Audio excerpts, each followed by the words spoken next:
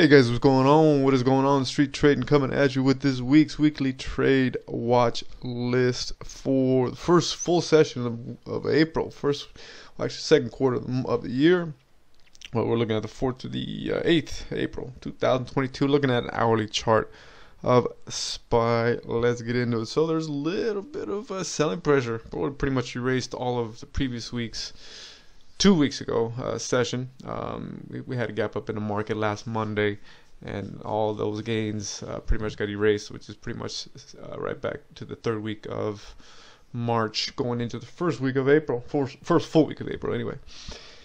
That being said, obviously we're still trading, the ETF here is still trading north of all the major moving averages, so that's obviously a bullish sign.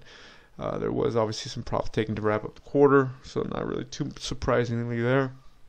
That said, clearly, don't hold it too long, guys. It gets deeper and deeper. Exit and get a better position. Better, obviously risk to reward. No need to withstand the storm. Just wait for the storm to settle down, then you get back in, right? Whether, we're going to continue to push higher or not remains to be seen.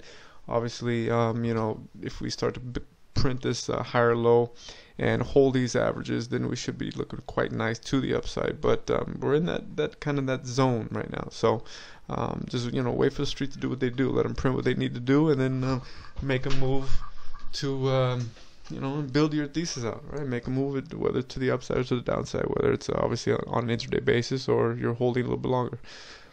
For you swing or position traders. So anyway, let's get into this week's session. We're not going to get too much into the analysis. We talked more about it on the recap, so go check that video if you haven't had a look yet. That being said, go and let's go and talk about this week ahead. And we're looking at 11 right now. Obviously, like we always do, we put our pre-market highs and lows and check them out throughout the week.